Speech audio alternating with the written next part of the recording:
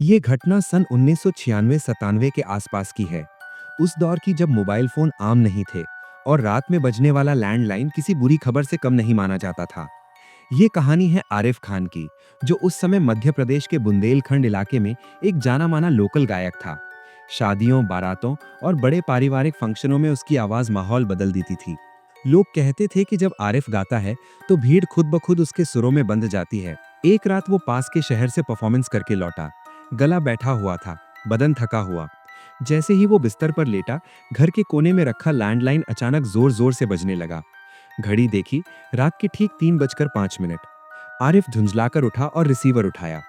दूसरी तरफ कोई बोल नहीं रहा था। बस बहुत धीमी टूटी फूटी सिसकियों की आवाज आ रही थी, जैसे कोई बहुत दूर बैठा रोने की कोशिश कर रहा हो। आरिफ ने कौन है कहा, लेकिन जवाब नहीं मिला। उसने फोन पटक दिया और तार निकालकर अलग रख दिया। अगली रात फिर वही हुआ। ठीक 3:05 पर फोन बजा। इस बार रोने की जगह दूसरी तरफ से हंसी सुनाई दी, लगातार, बिना रुके, बिना सांस लिए। वो हंसी किसी इंसान की नहीं लग रही थी। उसमें खुशी नहीं थी, मजाक नहीं था, बस एक अजीब सा खालीपन था। आरिफ के हाथ कांपने लगे। उसने बिना कुछ कहे फोन काट दिया। तीसरी रात जब फोन फिर बजा, आरिफ ने खुद को समझाया कि ये कोई घटिया मजाक होगा। उसने रिसीवर उठाया। उसी पल उसके पैरों तले जमीन खिसक गई। दूसरी तरफ से उसका ही गाया हुआ गाना सुनाई दे रहा था। वही बंदिश, वही सुर, वही आवाज। रिकॉर्डिंग जैसी नहीं, जिंदा आवाज, जैसे वो अभी किसी कमरे में खड़ा गा रहा हो। उस दौर में किसी के लिए किसी और की आवाज को इस तरह दोहराना नामुमकिन था। आरिफ ने अगले दिन ये बात अपनी टीम के सबसे बुजुर्ग सदस्य, हारमोनियम वादक सत्तार चाचा को बताई। सत्तार चाचा सब सुनकर देर तक चुप रहे, फिर बोले, अगर ये मजाक है तो बहुत घटिया है, और अगर मजाक नहीं है तो रात को फोन उठाना बंद कर दो। आरिफ ने उनकी बात मान ली। अगले करीब 1.5 महीने तक हर दूसरे या तीसरे दिन ठीक 3:05 पर फोन बजता रहा। कभी रोना, कभी हंसी, कभी बिल्कुल सन्नाटा। आरिफ ने एक बार भी फोन नहीं उठाया, लेकिन हर रात उसी समय उसकी नींद खुल जाती थी। डर अब उसके भीतर बैठ चुका था। फिर एक रात जब उसका कार्यक्रम बेहद खराब गया और वो गुस्से से भरा हुआ घर लौटा, घड़ी में फिर वही समय हुआ, 3:05। इस बार उसका सब्र टूट गया। उसने फोन उठाकर गाली देना शुरू कर दिया। तभी दूसरी तरफ से एक औरत की बेहद शांत, सधी हुई आवाज आई, इतना गुस्सा मत कीजिए, मैं काम के सिलसिले में बात करना चाहती हूँ। आरिफ अचानक चुप हो गया, और वहीं से ये कहानी उस रास्ते पर बढ़ने लगी जहां से लौटना आसान नहीं होता। आरिफ ने खुद को संभालते हुए पूछा कि किस काम के लिए फोन किया गया है। दूसरी तरफ से औरत की आवाज बिल्कुल सामान्य थी, जैसे ये कॉल रात के 3 बजे नहीं, दोपहर के किसी समय की जा रही हो। उसने बताया कि उनके घर में शादी का फंक्शन है और वे चाहती हैं कि आरिफ और उसकी पूरी मंडली पूरी रात गाना गाए। उसने ये भी कहा कि उसने आरिफ को पहले कहीं गाते हुए सुना है और उसी दिन तय कर लिया था कि शादी में वही गाएगा। उसकी आवाज में एक अजीब सा भरोसा था, जैसे वो पहले से जानती हो कि आरिफ मना नहीं करेगा। आरिफ ने जानबूझकर अपनी फीस बहुत ज्यादा बता दी। उसे लगा था कि सामने वाली या तो मोल भाव करेगी या फोन काट देगी।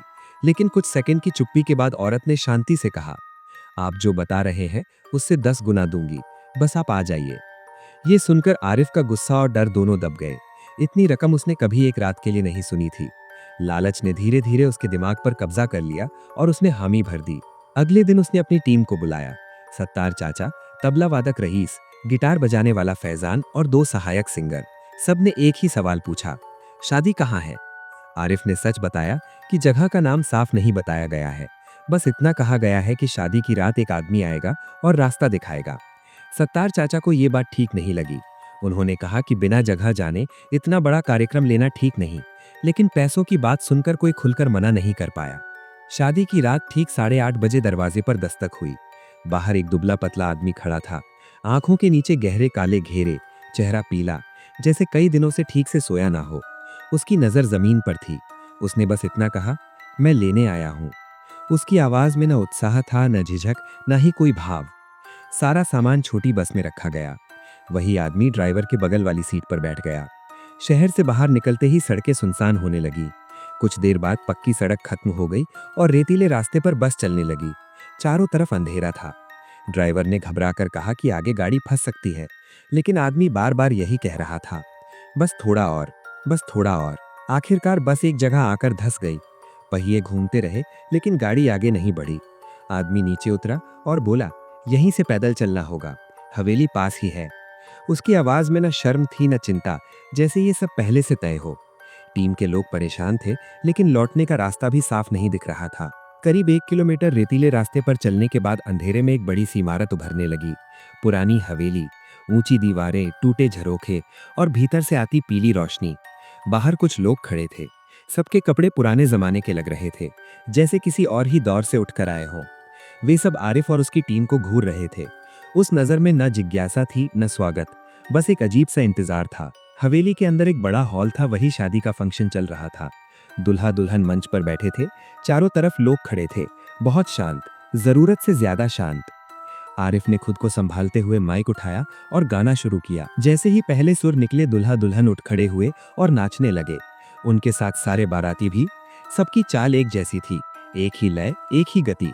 कोई मुस्कुरा नहीं रहा था, कोई थक नहीं रहा था। आरिफ गा रहा था, लेकिन उसे लग रहा था कि हॉल की दीवारें उसकी आवाज को सोख रही हैं। उसे ये एहसास होने लगा कि ये शादी वैसी नहीं है जैसी उसने अब तक देखी थी। जैसे जैसे गाना आगे बढ़ता गया, माहौल और भारी होता चला गया। आरिफ ने महसूस किया कि हॉल में कोई आपस में बात नहीं कर रहा था, न दूल्हे के घर वाले, न दुल्हन की सहेलियां। सब बस नाच रहे थे, बिना मुस्कुराए, बिना थके। उनके चेहरे ऐसे थे जैसे शरीर चल रहे हों, लेकिन भीतर कुछ भी जिंदा ना हो। तबला और हारमोनियम की आवाज गूंज रही थी, लेकिन उस गूंज में अब एक अजीब सी घुटन घुलने लगी थी। आधी रात के बाद अचानक नाच की लय टूट गई। जो लोग पहले ताल में घूम रहे थे, अब झटकों में हिलने लगे।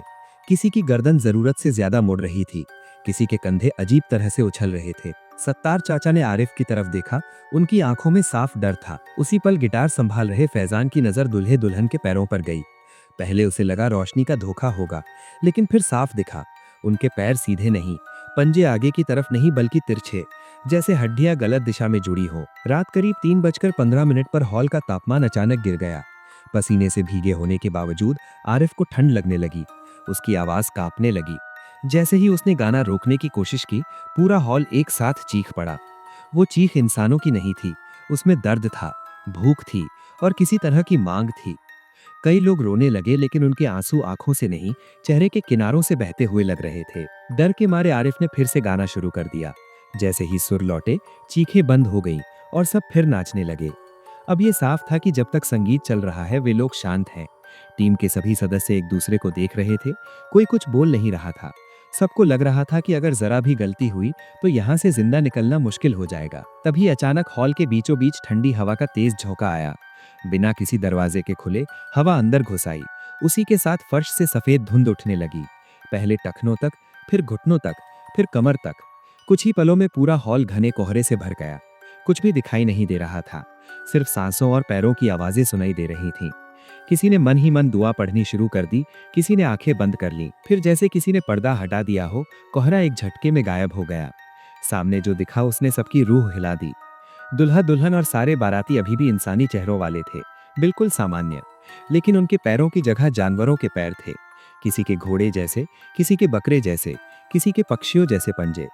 कुछ के पैर सड़े हुए लग रहे थे, जैसे बहुत समय से जमीन में गड़े रहे हों। अब किसी को कोई शक नहीं था, ये शादी इंसानों की नहीं थी। आरिफ ने बिना कुछ सोचे गाना बंद किया, माइक नीचे फेंका और पीछे की तरफ दौड़ पड़ा। पूरी टीम उसके पीछे भागी। किसी ने अपने वाद्य यंत्र उठाने की कोशिश नहीं की। उस पल बस एक ही ख्याल था, यहाँ से बच निकलना। पीछे से अजीब आवाजें आ रही थीं, रोने और हंसने की मिली जुली आवाजें, बिल्कुल वैसी ही जैसी आरिफ महीनों से फोन पर सुन रहा था। वे लोग लड़खड़ाते हुए बाहर निकले और अंधेरे में उसी रास्ते की तरफ भागने लगे जिससे आए थे। दिल इतनी तेज धड़क रहा था कि कानों में आवाज गूंज रही थी। कुछ दूर पर बस की परछाई दिखी।